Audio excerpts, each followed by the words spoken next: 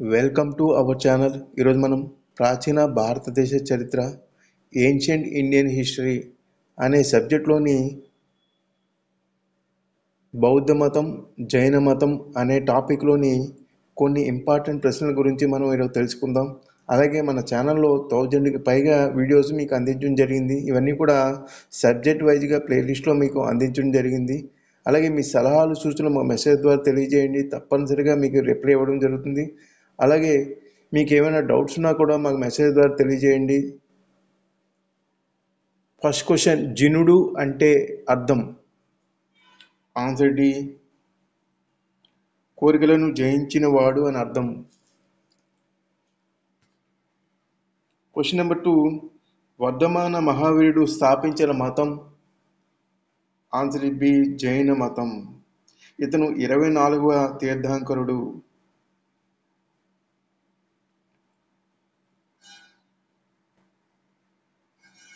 Question number 3, బౌద్ధ మత పవిత్ర గ్రంథాలను ఏమంటారు?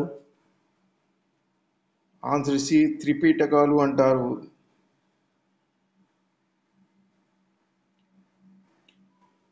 మధ్య మార్గమును అనుసరించాలని చెప్పిన మతం ఏది? ఆన్సర్ ఏ, బౌద్ధ మతం.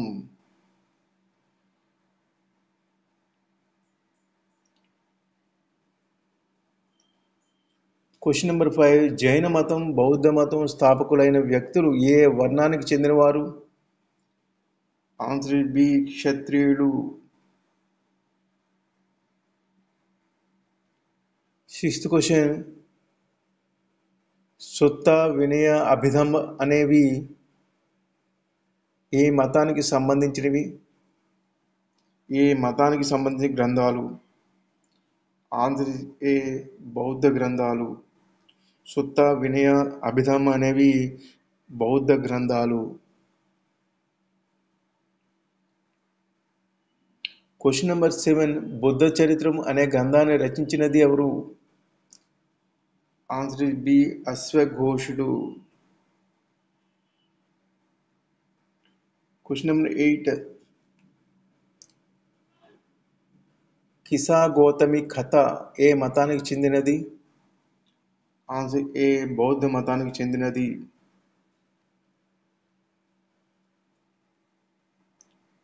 క్వశ్చన్ నెంబర్ 9, బుద్ధుడికి జ్ఞానోదయమైన ప్రదేశం ఏది? Answer C, Gaya, Buddhagaya. Question number 10, Kisa Gautami కథ ప్రధాన అర్థం ఏమిటి? ఆన్సర్ సి, మరణము లేని జీవి ఉండదు అని అర్థం. క్వశ్చన్ నెంబర్ 11, బుద్ధుడి జన్మ వృత్తాంతాలను తెలియజేసేది ఏమిటి? ఆన్సర్ సి, జాతక కథలు.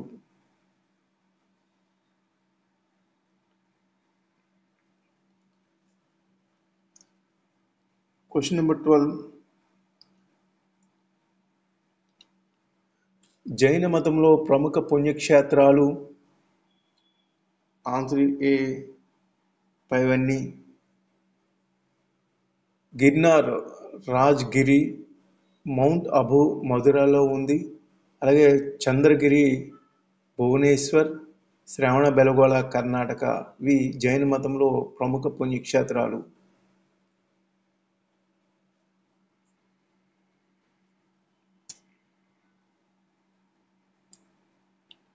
క్వశ్చన్ నెంబర్ 13, బుద్ధునికి సంబంధించి సరైనది? ఆన్సర్ ఏ, పైవన్నీ కూడా సరైనవే. సిద్ధార్థ గౌతముడు బౌద్ధ మత స్థాపకుడు. బుద్ధుడి తల్లి మాయాదేవి, తండ్రి శుద్ధోదనుడు. బుద్ధుడి భార్య యశోధర, కుమారుడు రాహులుడు. బుద్ధుడు కపిలవస్తు రాజవంశానికి చెందినవాడు. క్వశ్చన్ నెంబర్ 14, బుద్ధుడికి సంబంధించిన సంఘటనలు వరుస క్రమంలో?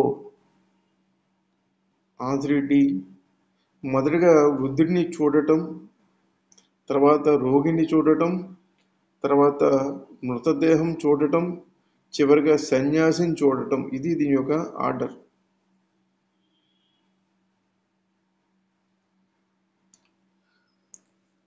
Question number 15. బుద్ధుడు ఇంటి నుండి వెళ్ళే సమయానికి అతడికి ఎన్ని సంవత్సరాలు? ఆన్సర్ ఏ 29 years. Question number 16. బుద్ధుడు 35 ఏళ్ల వయసులో బోధి వృక్షం కింద జ్ఞానోదయం పొందాడు. అతడు ఇన్నేళ్లు తపస్సు చేశాడు. ఎన్ని సంవత్సరాలు తపస్సు చేశాడు? ఆన్సర్ ఏ 7 years తపస్సు చేశాడు. Question number 17. బుద్ధుడి జనన మరణాల వరుస క్రమం? Answer C. జననం క్రీస్తుపూర్వం 563, మరణం అనేది క్రీస్తుపూర్వం 483. Question number 18. బుద్ధుడి జనన మరణాల ప్రాంతాలు వరుసగా? బుద్ధుడి జన్మం ఎక్కడంటే ఆన్సర్ బి లుంబిని వనం, మరణం అనేది కుశీనగరం. Question number 19. బుద్ధుని జన్మ వృత్తాంతాలను గురించి తెలిపే కథలు? Answer C. జాతక కథలు. Question number 20. బుద్ధునికి సంబంధించి సరికాని జత? Answer D. బుద్ధుడి మహాపరినిర్వాణం చక్రం. ఇది కరెక్ట్ కాదు. బుద్ధుడి జననం అనేది తామర పుష్పంలో ఎద్దు, దీని యొక్క గుర్తు. బుద్ధుని మహాభినిష్క్రమణం గుర్రం. బుద్ధుడి మహాపరినిర్వాణం అనే స్తూపం, దీని యొక్క గుర్తులు. Question number 21. గౌతమ బుద్ధుడి బోధనలకు సంబంధించి సరైనది? Answer C. బుద్ధుడు వేదాలు బ్రాహ్మణ ఆధిక్యతను ప్రశ్నించాడు.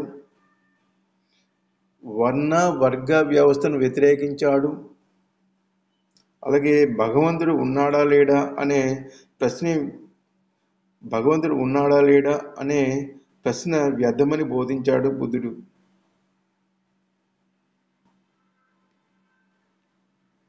Question number 22.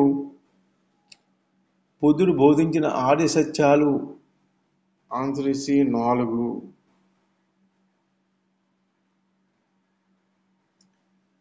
Question number 23. దుఃఖాన్ని నిరోధించడానికి బుద్ధుడు బోధించిన మార్గం ఏది? Answer B. అష్టాంగ మార్గం. Question number 24. అష్టాంగ మార్గంలో లేనిది? Answer D.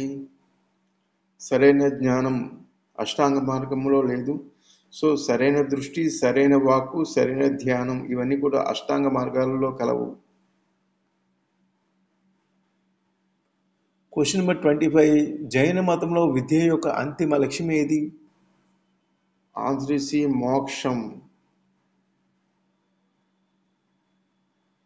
Question number 26. జైన సన్యాసి గోమటేశ్వరుని యొక్క ఏకశిలా విగ్రహం ఎక్కడ కలదు? ఆన్సర్ బి. శ్రావణ బెలగోళ. ఇది ఎక్కడ ఉందంటే కర్ణాటక రాష్ట్రంలో ఉంది. ఈ యొక్క విగ్రహం యొక్క ఎత్తు ఎంత అంటే 57 అడుగులు, అంటే 17 meters ఎత్తైన ఏకశిలా విగ్రహం ఇది. ఇది భారతదేశంలోని కర్ణాటక రాష్ట్రంలోని శ్రావణ బెలగోళ వద్ద వింధ్యగిరిపై ఉంది.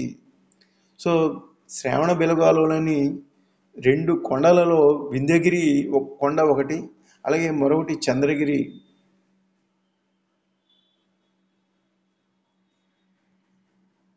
Question number 27. జైన మతం యొక్క 24వ తీర్థంకరుడైన వర్ధమాన మహావీరుడు జననం మరణం? Answer C. వర్ధమాన మహావీరుడు యొక్క జననం ఎక్కడంటే కొందా గ్రామం, అలాగే మరణం అనేది పావపురి. Question number 28.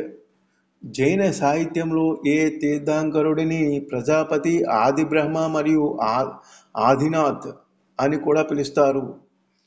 ఆన్సర్ ఏ. వృషభనాథుని. ఇతను మొదటి తీర్థంకరుడు. జైన మతంలో వృషభనాథుడు మొదటి తీర్థంకరుడు.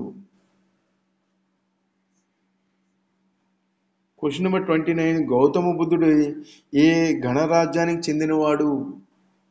ఆన్సర్ బి, శక్య అనే గణరాజ్యానికి చెందినవాడు. దీని రాజధాని కపిలవస్తు. క్వశ్చన్ నెంబర్ 30, భారతదేశం వెలుపల బౌద్ధ మతం మొదట ఆమోదించబడిన దేశం ఏది? Answer C, Sri Lanka. Question number 31, Sarnath స్తంభంపై చెక్కబడిన జంతువులలో ఏది కాదు? ఆన్సర్ బి, జింక్ అనేది ఇక్కడ లేదు. సో గోడపై సారనాథ్ స్తంభముపై ఎద్దు, గుర్రం, సింహం మరియు ఏనుగులు అనే జంతువులు కలవు. బుద్ధుని మొదటి ఉపన్యాసం జరిగిన ప్రదేశానికి గుర్తుగా అశోకుడు స్తంభాన్ని నిర్మించాడు. ఇది సారనాథ్లో కలదు.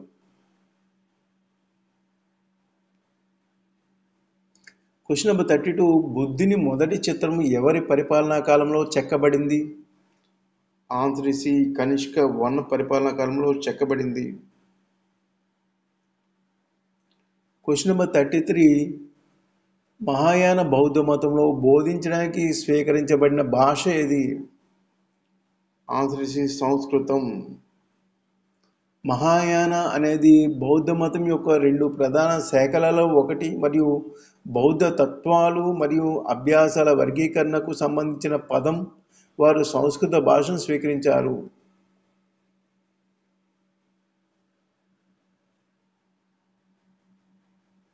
క్వశ్చన్ నెంబర్ 34, ఏది జైన మతంలోని త్రిరత్నాలలో చేర్చబడలేదు? ఏది జైన మతంలోని త్రిరత్నాలలో చేర్చబడలేదు? ఆన్సర్ డి, సృష్టికర్త. ది త్రిరత్నాలలో చేర్చబడలేదు. సరైన జ్ఞానం, సరైన ప్రవర్తన, సరైన విశ్వాసం. క్వశ్చన్ నెంబర్ 35, బుద్ధుని మొదటి ఉపన్యాసంలో చిత్రీకరించబడిన సంజ్ఞ ఏది? ఆన్సర్ సి, ధర్మచక్ర ముద్ర. ధర్మచక్ర ముద్రను ధర్మచక్రం బోధించే సంజ్ఞ అని కూడా అంటారు. బుద్ధుడు జ్ఞానోదయం పొందిన తర్వాత సారనాథ్లో తన మొదటి ఉపన్యాసంలో ధర్మచక్ర ముద్రను ప్రదర్శించినప్పుడు ఈ సంజ్ఞ బుద్ధుని జీవితంలో అత్యంత ముఖ్యమైన ఘట్టాన్ని వర్ణిస్తుంది. క్వశ్చన్ నెంబర్ 36, గౌతమ బుద్ధుడు ఏ స్మారక చిహ్నం నుండి బౌద్ధ మతం గురించి తన దివ్య జ్ఞానాన్ని ప్రపంచానికి ప్రచారం చేశాడు? ఆన్సర్ బి, మహాబోధి ఆలయ సముదాయం.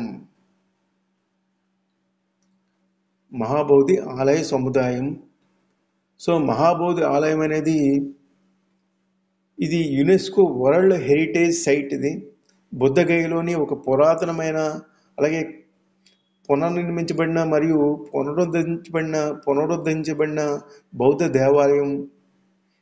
అదేవిధంగా బుద్ధుడు జ్ఞానోదయం పొందినట్టు చెప్పబడే ప్రదేశాన్ని సూచిస్తుంది. ఇది బుద్ధగయలో భారతదేశంలోని బీహార్ రాష్ట్రంలోని పాట్నా నుండి 96 కిలోమీటర్ల దూరంలో ఉంది ఈ యొక్క బుద్ధగయ.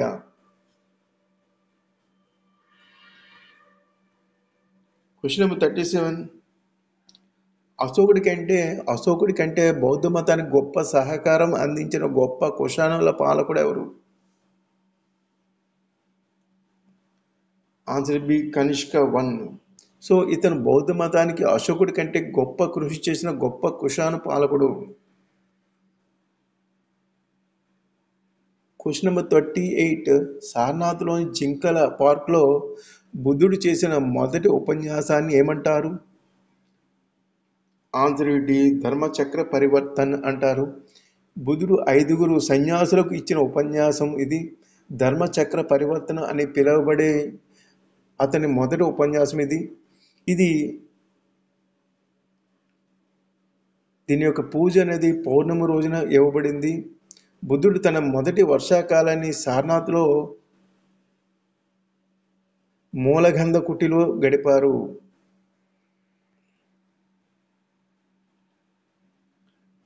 క్వశ్చన్ నెంబర్ 39, గౌతమ బుద్ధుని మొదటి సన్యాసి ఎవరు? Answer C, Gautami. So Gautama బుద్ధుని మొదటి సన్యాసి ఈమె మహాప్రజాపతి గౌతమి బుద్ధుని సవత తల్లి. బౌద్ధ సాంప్రదాయంలో ఆమె గౌతమ బుద్ధుడి నుండి నేరుగా స్త్రీల కోసం సన్యాసాన్ని కోరిన మొదటి మహిళ మరియు ఆమె మొదటి భిక్షుని అయింది. అంటే బౌద్ధ సన్యాసిని అయింది అని అర్థం. చివరిగా 40th క్వశ్చన్, 4వ బౌద్ధ మండలి ఎక్కడ జరిగింది? ఆన్సర్ సి కుందనవనం. ఇది కాశ్మీర్ కుందనవనంలో జరిగింది. 4వ బౌద్ధ మండలి సర్వస్తివాద సాంప్రదాయంలో జరిగింది. దీనిని కుషాన్ చక్రవర్తి కనిష్కుడు 78 ADలో కాశ్మీర్లోని కుందనవనంలో ఏర్పాటు చేశారు. సో ఈ క్వశ్చన్స్ అన్ని చాలా ఇంపార్టెంట్. సో మీ సలహాలు సూచనలు మాకు మెసేజ్ ద్వారా తెలియజేయండి. ఈ వీడియో చూసిన ప్రతి ఒక్కరు కూడా లైక్ చేసి మాకు సపోర్ట్ చేయండి. అలాగే ఈ క్వశ్చన్స్ అన్నీ కూడా మీకు ఆన్సర్స్తో పాటు పీడిఎఫ్లు అనేది డిస్క్రిప్షన్ లింక్ షేర్ చేయడం జరుగుతుంది. అలాగే టెలిగ్రామ్ గ్రూప్లో జాయిన్ అయ్యే వాళ్ళు కూడా పీడిఎఫ్ లింక్ షేర్ చేయడం జరుగుతుంది. Thank you.